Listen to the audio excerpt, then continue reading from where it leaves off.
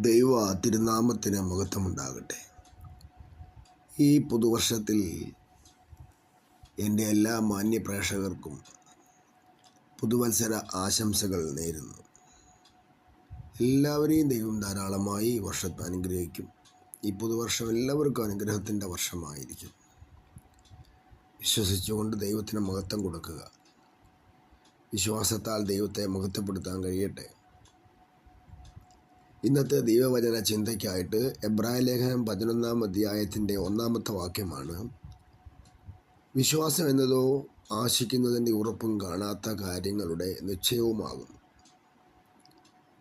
ഈ പുതുവർഷത്തിൽ നമുക്ക് കാണാത്ത കാര്യങ്ങളുടെ നിശ്ചയം കരുതുന്ന ദൈവത്തെയും നമുക്ക് മനസ്സിലാക്കാൻ കഴിയട്ടെ. നമ്മളെന്ത് കാര്യങ്ങളിലൊക്കെ വിശ്വാസം അർപ്പിച്ചോ അതൊന്നും നടന്നില്ല. പോയ വർഷത്തിൽ പല കാര്യങ്ങളും നമുക്ക് നടന്നു കിട്ടിയില്ല. പരീക്ഷ എഴുതി ജയിച്ചില്ല.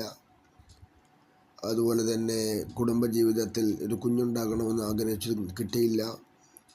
ഒരു വീട് പണിയണമെന്ന് പറഞ്ഞ് ആഗ്രഹിച്ചു, നടന്നില്ല.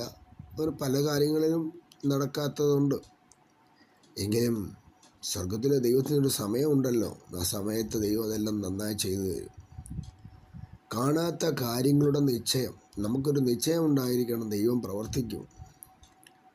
ഒരിക്കൽ ഒരു യാത്രക്കാരൻ ദാഹിച്ചു വലഞ്ഞ് ഒരു പ്രത്യേക സാഹചര്യത്തിൽ തനിക്ക് തൊട്ടടുത്തൊരു ബോർവെൽ പൈപ്പ് കണ്ടു. നമ്മളിങ്ങനെ വെള്ളം ചാമ്പ് പൈപ്പ് പോലെ വെള്ളം അടിച്ച് വെള്ളം എടുക്കുന്നു ആ പൈപ്പ് കണ്ടു. പക്ഷെ അവിടെ ഒരു നിബന്ധനയുണ്ട്. എന്തെന്ന് ചോദിച്ചാൽ, പൈപ്പിലെ വെള്ളം അടിച്ച് കിട്ടണമെങ്കിൽ ഒരു കുപ്പി വെള്ളം ആദ്യം ഒഴിക്കണം. അവിടെ ഒരു കുപ്പി വെള്ളം ഇരിപ്പുണ്ട്. ഈ വെള്ളം നിങ്ങൾ കുടിക്കരുത്. ഇത് പൈപ്പിനകത്തോട്ട് ഒഴിച്ചിട്ട് എന്നിട്ട് നിങ്ങൾ എന്ത് ചെയ്യണം, ഈ പൈപ്പ് താഴോട്ടും മുകളിലോട്ടും അമർത്തി ചാമ്പ് ചെയ്യുമ്പോൾ ഇതിന് വെള്ളം വരും. നിങ്ങൾ ആവശ്യത്തിന് കുടിച്ചതിന് ശേഷം കുപ്പിക്കകത്ത് വെള്ളം നിറച്ച് വെക്കണം. അടുത്ത ആൾക്കും അത് പ്രയോജനപ്പെടും. ഇതായിരുന്നു നിബന്ധന. ദാഹിച്ചു വലഞ്ഞ വ്യക്തിക്ക് ഈ കുപ്പിയിലെ വെള്ളം കണ്ടാൽ കുടിക്കാനല്ലേ തോന്നുള്ളൂ. പക്ഷേ പുറകെ വരുന്ന ആൾക്കോ എന്തായാലും ഈ വെള്ളം തീർന്നു പോയാൽ എന്ത് ചെയ്യും എന്നുള്ള ഒരു കാര്യം വല്ലാത്തൊരവസ്ഥയല്ലേ. ഇതത്രയും നിശ്ചയം. അപ്പോൾ കാണാത്ത കാര്യങ്ങളുടെ നിശ്ചയം ഇതാണ്. എന്താണെന്ന് വെച്ചാൽ ആ വെള്ളം ഒഴിക്കണം, എന്നിട്ട് വെള്ളം കിട്ടുമെന്ന് നിശ്ചയിക്കണം. അങ്ങനെ ആണെങ്കിൽ ദൈവപ്രവൃത്തി കാണാൻ കഴിയും എന്നാണ് ആ യാത്രക്കാരൻ്റെ യാത്രയെക്കുറിച്ചുള്ളതായ കുറിപ്പ് കാണുന്നത്. അവസാനം അദ്ദേഹം ആ വെള്ളം ഒഴിച്ചു.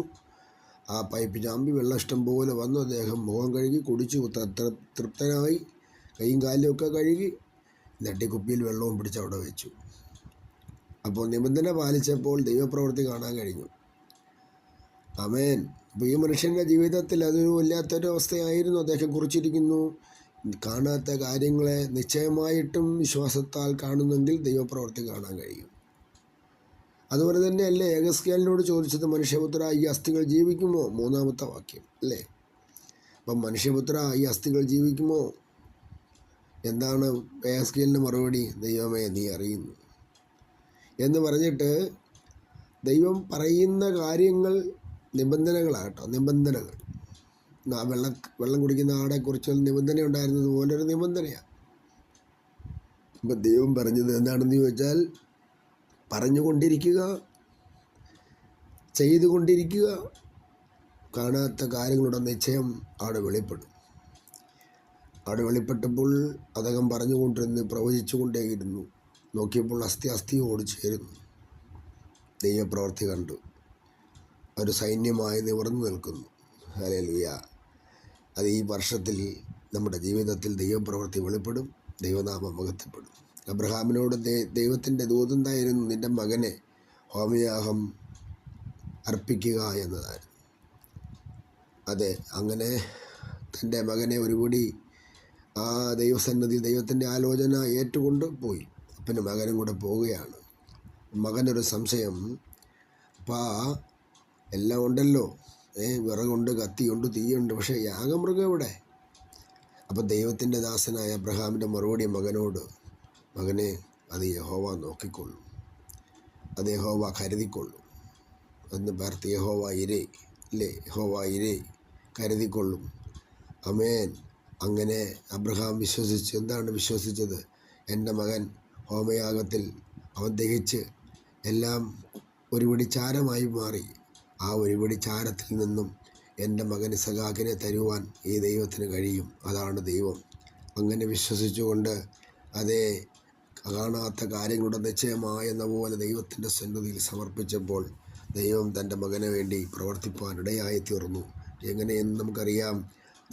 ഇസഹാക്കിനെ യാഗമർപ്പിക്കാൻ ദൈവം അനുവദിച്ചില്ല. പകരം ദൈവം നോക്കിക്കൊള്ളും, ദൈവം കരുതിക്കൊള്ളും എന്ന് പറഞ്ഞ ആട്ടുകൊറ്റനെ കണ്ടു. അബ്രഹാം അതിനെ യാഗമർപ്പിച്ചു.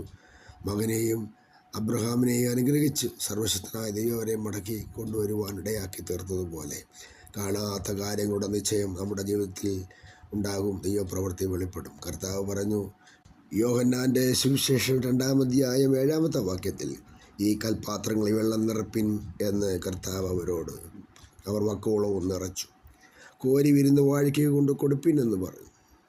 അവൻ രുചിച്ചാറ്, ഇത്ര നല്ല വീഞ്ഞ് ഇതുവരെ നീ എവിടെ സൂക്ഷിച്ചു എന്ന് മണവാളനെ വിളിച്ച് പറയുന്നുണ്ട്. സത്യത്തിൽ മണവാളനല്ല, അത് മണവാളനൊന്നും അറിഞ്ഞില്ല. പക്ഷേ യേശു കർത്താവ് തൻ്റെ പ്രവൃത്തിയോടെ വെളിപ്പെടുത്തി. അതെ, കരുതുന്ന ദൈവത്തിൻ്റെ കരുതൽ കാണാൻ കഴിയട്ടെ. അതെ, 1 പത്രോസ് 5-ാം അധ്യായം 7-8 വാക്യത്തിൽ വായിക്കുന്നതെന്ന്, അതെ, വിഴുങ്ങുന്ന ഒരു സിംഹത്തെ നമുക്ക് കാണാം. അവൻ വിഴുങ്ങാൻ നടക്കുകയാണ്. എന്നാൽ ആ സിംഹത്തിന് വിഴുങ്ങാനേ കഴിയത്തുള്ളൂ, മറ്റ് യാതൊന്നും കഴിയത്തില്ല. അതുകൊണ്ട് പ്രിയരെ, എല്ലാ കാലത്തും അതേ സ്വതന്ത്രം എല്ലാവരും ദൈവത്തിൻ്റെ നാമമഹത്വത്തിനു വേണ്ടി നമുക്ക് ജീവിക്കുവാൻ ദൈവം നമ്മളെ സഹായിക്കട്ടെ. പത്രോസിൻ്റെ ലേഖനത്തിൽ വായിച്ചതുപോലെ ചിന്താകുലങ്ങൾ കൊണ്ടിട്ട് വിഴുങ്ങുന്ന സിംഹത്തിൻ്റെ വായിൽ നിന്നും പരിശുദ്ധാത്മാവ് നിറഞ്ഞവരായി അന്യഭാഷ പറഞ്ഞ് ആത്മാവിൽ വിടുതൽ പ്രാപിപ്പാൻ ദൈവം നമ്മളെ സഹായിക്കട്ടെ. 118-ാം സങ്കീർത്തനത്തിൻ്റെ 17-ാമത്തെ വാക്യത്തിൽ നമ്മൾ വായിക്കുന്നത്, യഹോവയുടെ കൈ ഉയർന്നിരിക്കുന്നു, യഹോവയുടെ വലം കൈ വീര്യം പ്രവർത്തിക്കുന്നു. ഞാൻ മരിക്കയില്ല, ഞാൻ ജീവനോടെ ഇരുന്ന് യഹോവയുടെ പ്രവൃത്തികളെ വർണ്ണിക്കും എന്ന് പറഞ്ഞുകൊണ്ട് നമുക്ക് ഈ പുതുവർഷത്തിൽ കരുതുന്ന ദൈവത്തിൻ്റെ കരുതലുകളെ അനുഭവിച്ചുകൊണ്ട് നന്ദിയുള്ളവരായിരിക്കാൻ കർത്താവിൻ്റെ വരവിനായി ഒരുങ്ങാനും ദൈവം നമ്മളെ സഹായിക്കട്ടെ.